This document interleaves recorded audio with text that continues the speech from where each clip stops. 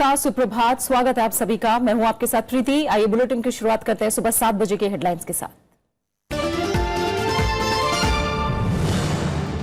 GST से जुड़े विधेयकों पर संसद की मुहर, सरकार ने जताया सभी दलों का आभार। मनमोहन सिंह ने कहा जीडीपी बढ़ाने में मिलेगी मदद।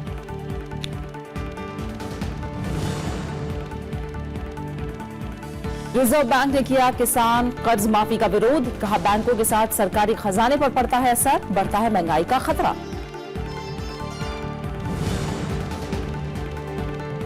शिवसेना सांसद गायकवाड़ ने सरकार से प्रतिबंध हटाने की गुजारिश, नागरिक उड्डयन मंत्री अशोक गजपति राजू को पत्र लिखकर जताया खेद, फैसला होने तक शिवसेना करेगी एनडीए की बैठक का बहिष्कार।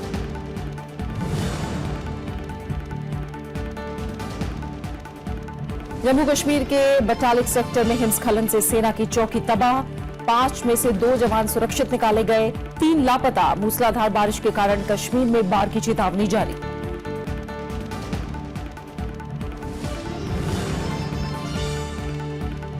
और मलेशिया ओपन बैडमिंटन टूर्नामेंट के क्वार्टर फाइनल में पहुंचे अजय जयराम, कोरिया के सन वान हू से मुकाबला आज। महिला वर्ग में नंबर 2 की खिलाड़ी बनी PV Sindhu.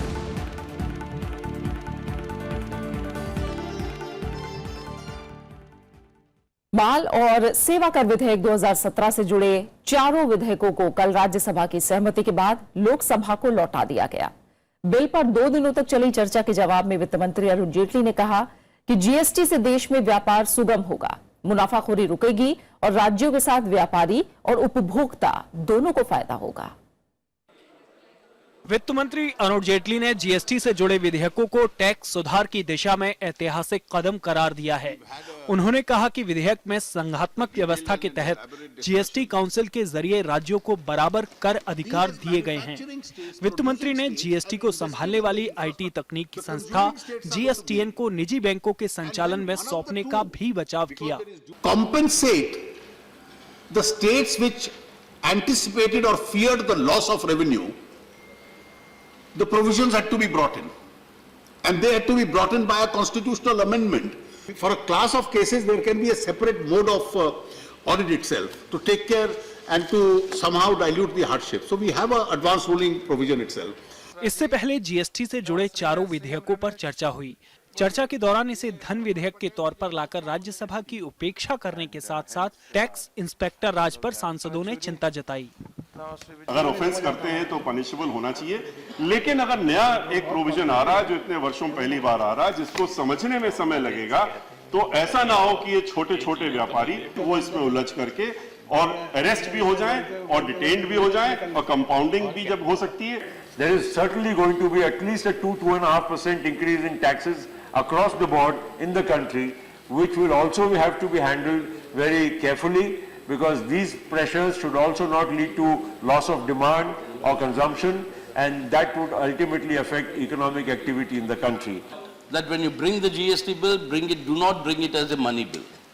Bring it as a bill whereby we can also, the Council of States, because it concerns the federal structure of our constitution, the Council of States will also have its say, and its wisdom will also be taken into account by the government before it brings in any sort of legislations. मतलब है कि जो unregistered dealers हैं, जिनकी 20 लाख से नीचे आमदनी है, जो रजिस्टर नहीं करते, उनसे कोई खरीदेगा ही नहीं,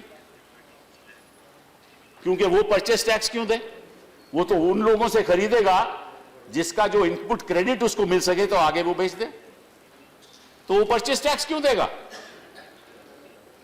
So this legislation is against the MSME sector also. Commissioner or any officer authorized by him may undertake audit of any registered person. So Commissioner will have the power of audit, even special audit, clause 66. What about the CAG, Comptroller and Auditor General, which is a constitutional body? How are you going to allow that government to continue with those welfare schemes, social security schemes for the people? If you move towards this common tax system, then the other question is Finance Commission. What is Finance Commission is going to do? Congress ने GST वाले इन चारों विधेयकों पर दिए गए कई संशोधन वापस ले लिए, तो वहीं टीएमसी और वाम दलों की ओर से पेश संशोधन पारित नहीं हो सका।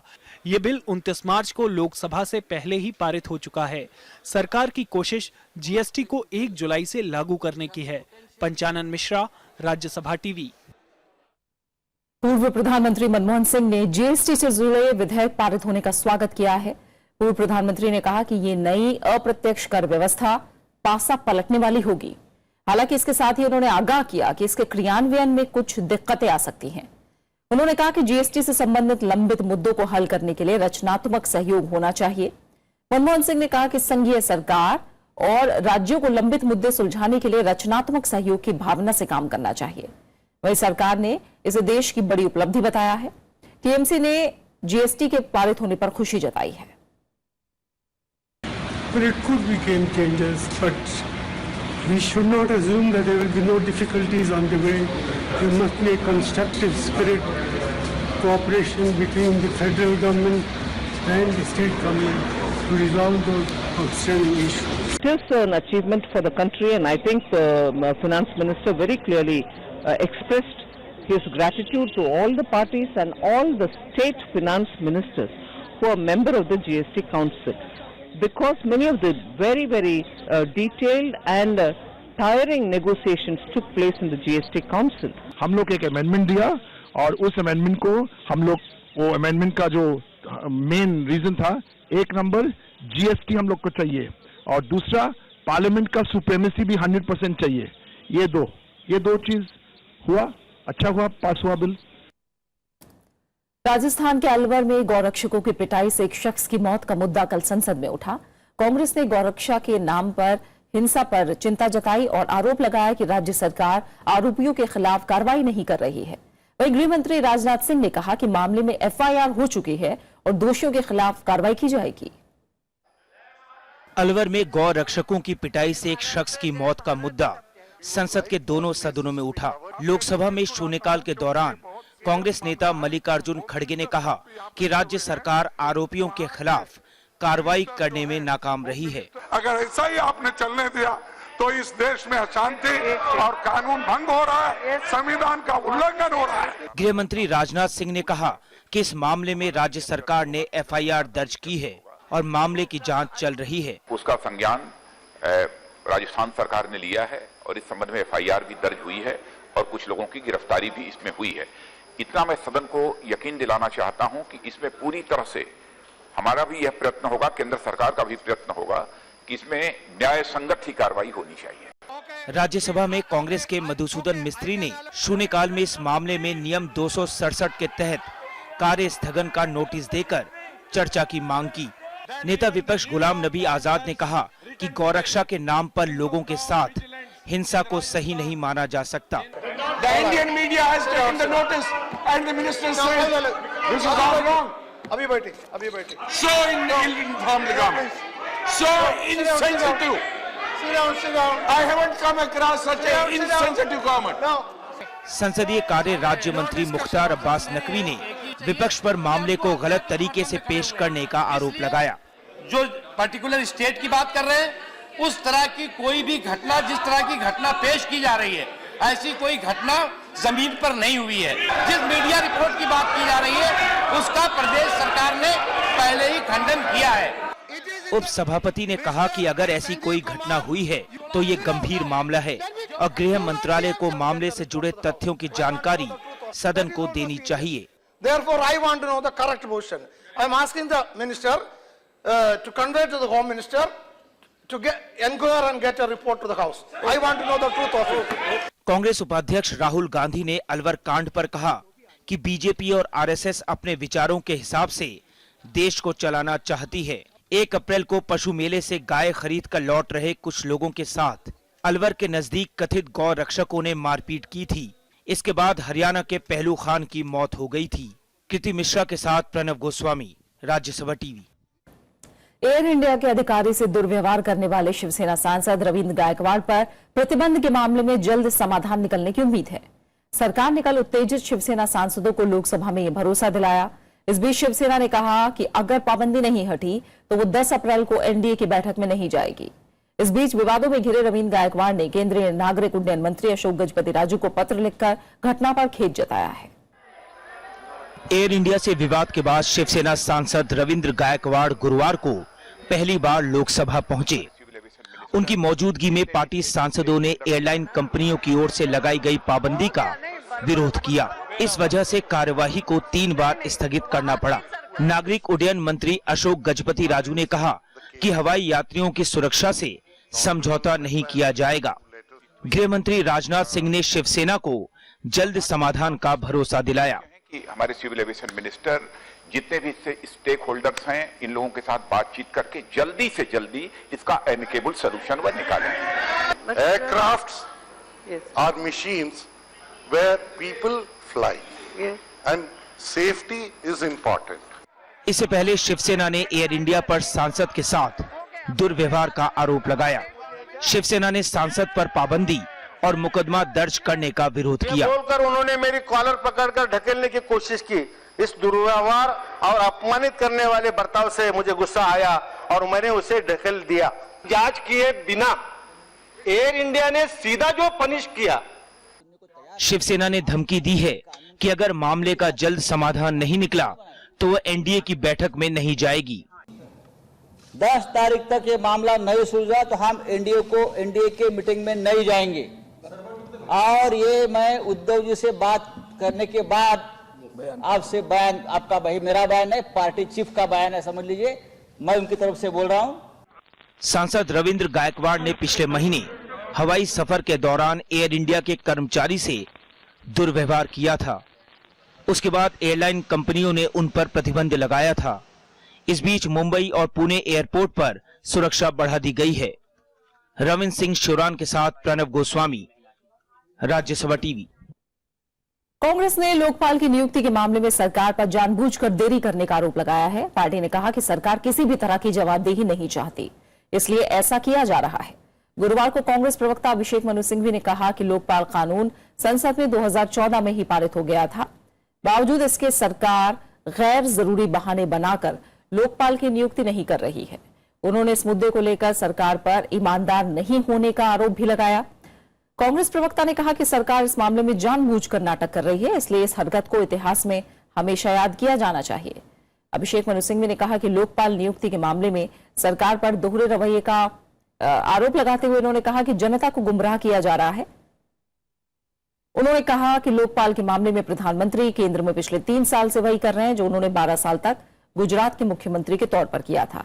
इससे पहले बुधवार को कांग्रेस ने वित्त मंत्री अरुण जेटली के खिलाफ लोकपाल की नियुक्ति के मुद्दे पर लोकसभा में विशेषाधिकार हनन प्रस्ताव पेश किया था। The bill is there for 36 months now, and this is just before the elections. We obviously could not operationalize it from March. In 36 months, I want to ask you, and I want you to ask anybody, has a small little finger been wagged to operationalize, to implement the Lokpal in any which way? प्रधानमंत्री नरेंद्र मोदी ने बदलाव के लिए विकास को एकमात्र रास्ता बताया है। प्रधानमंत्री ने कल झारखंड के साहिबगंज में गंगा पुल के शिलान्यास करते हुए कहा कि उनकी सरकार गरीब, आदिवासी और पिछड़ों की जिंदगी में बदलाव लाने के लिए काम कर रही है।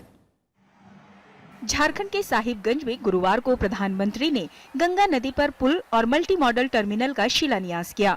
इस मौके पर उन्होंने कहा कि आजादी के बाद पहली बार इस इलाके की तरक्की के लिए विकास की योजनाएं शुरू हो रही हैं और विकास के जरिए ही लोगों की जिंदगी में बदलाव आएगा।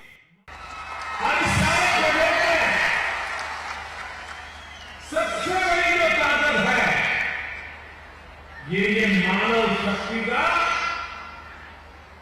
सुयोजित रूप से स्किल डेवलपमेंट करके विकास करना।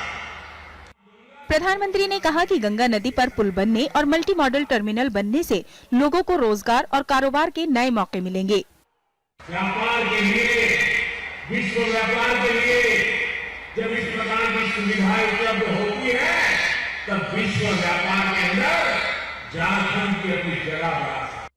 करीब 280 करोड़ रुपए की लागत से बनने वाला टर्मिनल वाराणसी से हल्दिया तक राष्ट्रीय जलमार्ग के विकास का हिस्सा है। प्रधानमंत्री ने इसके अलावा गोविंदपुर से साहेबगंज हाईवे और सौर ऊर्जा यूनिट का भी लोकार्पण किया। साथ ही कैशलेस झारखंड कार्यक्रम के तहत सखी मंडल महिला उद्यमियों को स्मार्टफोन वितरित किए। Bureau report, Rajya Sabha TV. Supreme court ने बाबरी मस्जिद विध्वंस मामले में बीजेपी नेताओं पर साजिश की धारा फिर से लगाने की मांग पर फैसला सुरक्षित रख लिया है। इस मामले में लालकृष्ण आडवाणी, मुरली मनोहर जोशी और उमा भारती भी आरोपी हैं। बाबरी विध्वंस से जुड़े 2 मामले हैं। एक मामला अज्ञात कार सेवकों के खिलाफ है, इसकी सुनवाई लखनऊ कोर्ट में चल रही है।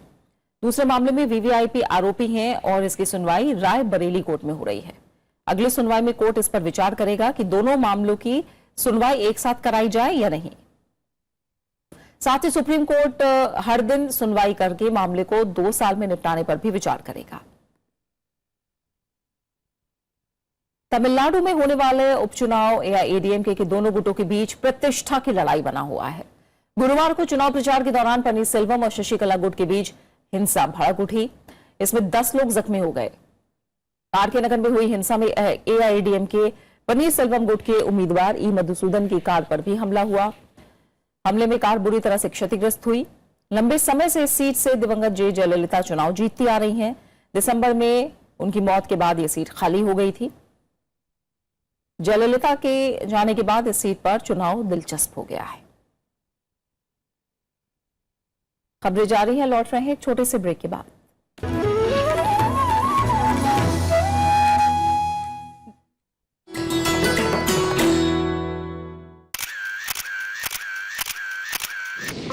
उत्तराखंड में समुद्र तल से करीब 15,500 फुट की ऊंचाई पर मौजूद दुनिया का सबसे ऊंचा गुरुद्वारा पवित्र श्री हेमकुंड साहिब 1936 में बनकर तैयार हुआ गुरुद्वारा श्री हेमकुंड साहिब 10वें सिख गुरु गोबिंद सिंह के दुष्ट दमन रूप को समर्पित।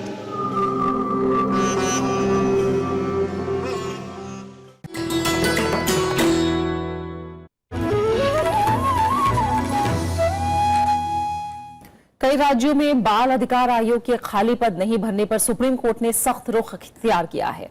कोर्ट ने 13 राज्यों 2 केंद्र शासित प्रदेशों पर 50-50 हजार रुपए का जुर्माना लगाया है। सभी राज्यों को ये रकम 3 हफ्ते में सुप्रीम कोर्ट की कानूनी सेवा समिति के पास जमा करानी होगी, जिसका इस्तेमाल बाल न्याय से जुड़े मामले में किया जाएगा।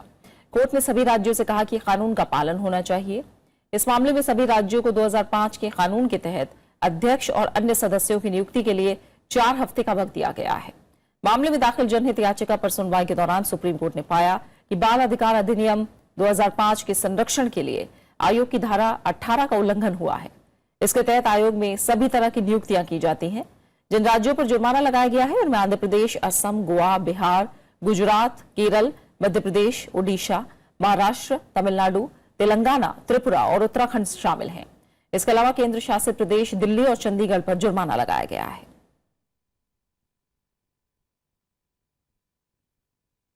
अपनी अस्मिता और बेहतरी के लिए देश भर से दिल्ली आए गाडिया लोहार समुदाय के लोगों ने जंतर मंतर पर प्रदर्शन किया। इन लोगों की मांग है कि सरकार उनके जीवन स्तर को बेहतर करने की दिशा में कदम उठाए, साथ ही शिक्षा, स्वास्थ्य और नौकरियों में इनकी भागीदारी सुनिश्चित हो। शूरवीर महाराणा प्रताप की जय, शूरवीर महाराणा प्रताप की जय। जंतर मंतर पर प्रदर्शन कर रहे ये लोग गाडिया लोहार समुदाय से हैं। देश के अलग अलग राज्यों से दिल्ली आए बंजारे प्रजाति के इन लोगों की सरकार से मांग अनुसूचित जनजाति में शामिल करने की है। ऑल इंडिया में एक ही नाम से गुमंतु, गाडिया लोहार और गिसाड़ी नाम पे सर्टिफिकेट देना चाहिए शेड्यूल ट्राइब में, तो हमारा डिमांड है। मैंने बीए कर रखी है पर मेरे के पास कोई जॉब नहीं है। बंजारे की जिंदगी जीने को मजबूर इन लोगों का कहना है कि स्थानीय ठिकाने नहीं होने से सरकारी योजनाओं के लाभ से कई दशकों से वंचित रहे हैं। हमारे को सरकार भगा देती है, निगम वाले तोड़फोड़ कर देती है। हम अपने बच्चों को पढ़ाना चाहते हैं तो उनको पढ़ाते हैं तो कहाँ पर पढ़ाएं उनको। ऐसा माना जाता है कि मेवाड़ को मुगल शासकों से मुक्त कराने के लिए इन्होंने महाराणा प्रताप का साथ दिया था। हमारे गाडिया लोहार कम्युनिटी के लोगों को बाहुल्य रूप में बसाया जाए और उनको भूमि भूखंड आवंटित किए जाए। जमीन कम से कम इनको 200 से लेकर 400 वर्ग गज तक इनको जमीन दी जाए। आजादी के बाद जवाहरलाल नेहरू ने चित्तौड़गढ़ में इनकी एक सभा बुलाई थी, जिसमें इनकी बेहतरी के लिए कुछ सुझाव दिए गए थे, जिस पर राजस्थान सरकार के अलावा दूसरे राज्यों ने कोई खास ध्यान नहीं दिया। हरिओम राय के साथ bureau report, Rajya Sabha TV. Reserve bank ने मौजूदा वित्तीय वर्ष के लिए पहली मौद्रिक नीति समीक्षा कल जारी कर दी। इसमें रेपो रेट और सीआरआर में कोई बदलाव नहीं किया गया है। रेपो रेट 6.25% और सीआरआर को 4% पर बरकरार रखा गया है। हालांकि रिवर्स रेपो रेट में 0.25% का इजाफा करके 6% कर दिया गया है। आरबीआई ने एमएसएफ रेट में कटौती की है, इसे घटाकर 6.5% कर दिया गया है। रिजर्व बैंक के गवर्नर उर्जित पटेल के मुताबिक चालू वित्त वर्ष में विकास दर 7.4% रहने का अनुमान है। केंद्रीय बैंक ने इस वित्तीय वर्ष की पहली छमाही में महंगाई दर 4.5% और दूसरी छमाही में 5% रहने का अनुमान जताया है। इसकी वजह से जीएसटी लागू होने, कमजोर मॉनसून की आशंका और 7वें वेतनमान है।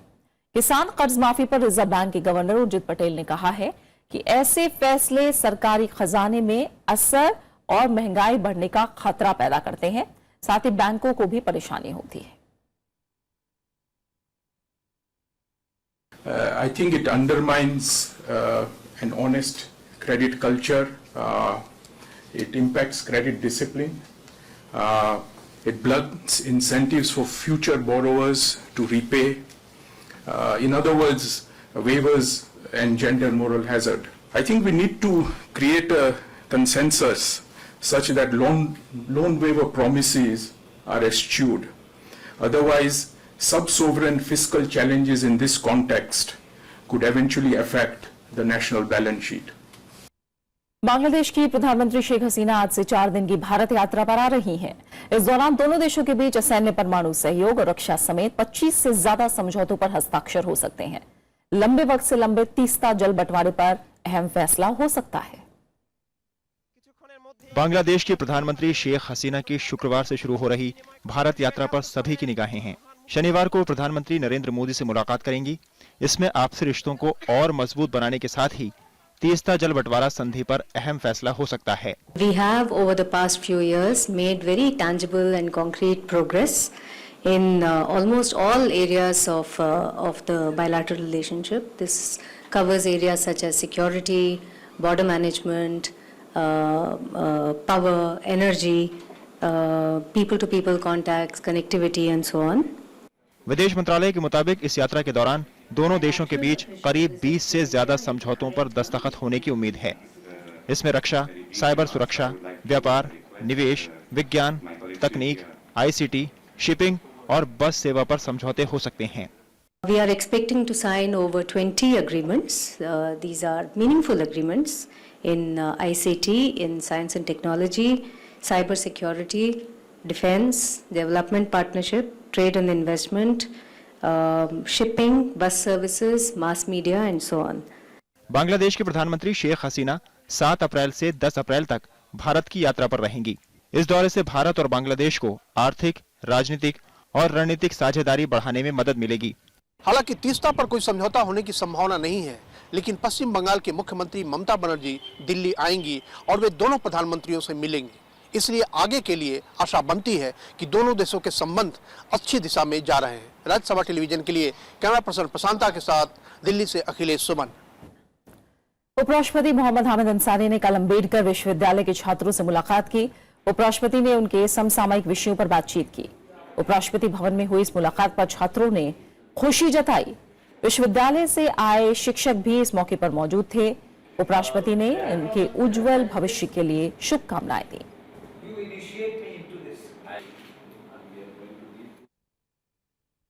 बात करेंगे बैडमिंटन की। भारत के पुरुष एकल खिलाड़ी अजय जयराम का मलेशिया ओपन बैडमिंटन टूर्नामेंट में शानदार प्रदर्शन जारी है। जयराम टूर्नामेंट के क्वार्टर फाइनल में पहुंच गए हैं। कल खेले गए मुकाबले में जयराम ने बड़ा उलटफेर करते हुए डेनमार्क के विक्टर एक्सेल्सन को मात दी। जयराम ने एक्सेल्सन को 9-21, 21-14, 21-19 से हराया। आज क्वार्टर फाइनल में जयराम का मुकाबला कोरिया के सन वान हू से होगा। इस टूर्नामेंट में जयराम अकेले भारतीय चुनौती पेश कर रहे हैं। सायना नेहवाल, पीवी सिंधु और बी साई प्रणीत पहले ही दौर में हार कर बाहर हो गए हैं। बात मौसम की। उत्तर भारत बारिश और बर्फबारी से बेहाल है। हिमाचल प्रदेश में अलग अलग घटनाओं में 4 लोगों की मौत हो गई है। लद्दाख के बटालिक सेक्टर में हिमस्खलन ने सेना की चौकी को चपेट में ले लिया। खराब मौसम के चलते श्रीनगर हवाई अड्डे पर आने जाने वाली 10 उड़ानें रद्द कर दी गई। भारी बर्फबारी के चलते लद्दाख के बटालिक सेक्टर में गुरुवार को हिमस्खलन की कई घटनाएं हुई। यहां हिमस्खलन ने सेना के कैंप को अपनी चपेट में ले लिया। इसमें 5 जवान फंस गए। हालांकि 2 को सुरक्षित निकाल लिया गया है।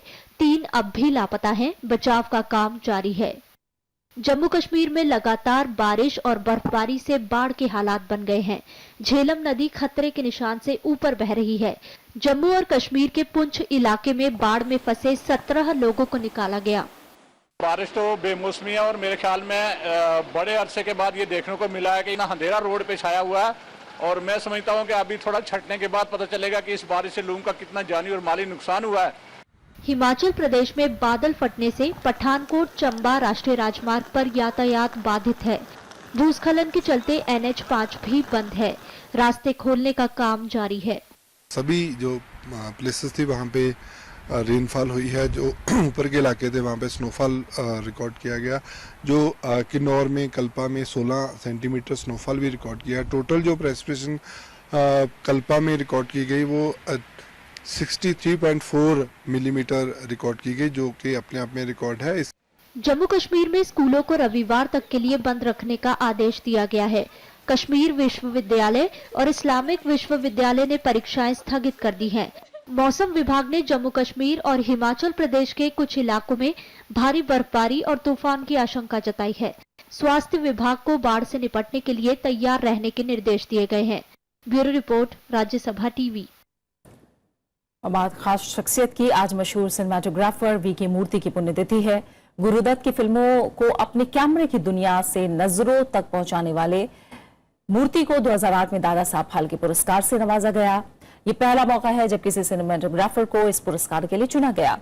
वीके मूर्ति ने सिनेमास्कोप की पहली फिल्म कागज के फूल समेत कई क्लासिक फिल्मों को दर्शकों के सामने पेश किया। प्यासा, चौदवी का चांद और साहब बीवी और गुलाम जैसी गुरुदत्त की ब्लैक एंड व्हाइट फिल्मों में उन्होंने लाइट और कैमरे से चमत्कार से दर्शकों का मन मोह लिया। और अब आखिर में हेडलाइंस। जीएसटी से जुड़े विधेयकों पर संसद की मुहर। सरकार ने जताया सभी दलों का आभार। मनमोहन सिंह ने कहा जीडीपी बढ़ाने में मिलेगी मदद।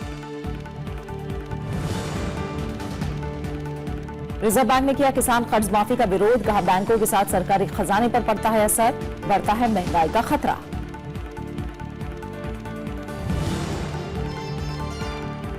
शिवसेना सांसद गायकवाड़ ने की सरकार से प्रतिबंध हटाने की गुजारिश। नागरिक उड्डयन मंत्री अशोक गजपति राजू को पत्र लिखकर जताया खेद। फैसला होने तक शिवसेना करेगी एनडीए की बैठक का बहिष्कार।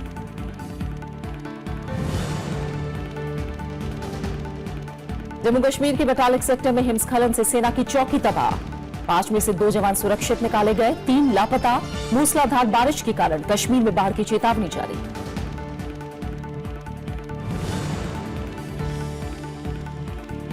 और मलेशिया ओपन बैडमिंटन टूर्नामेंट के क्वार्टर फाइनल में पहुंचे अजय जयराम। कोरिया के सन वान हू से मुकाबला आज। महिला वर्ग में नंबर 2 की खिलाड़ी बनी पीवी सिंधु।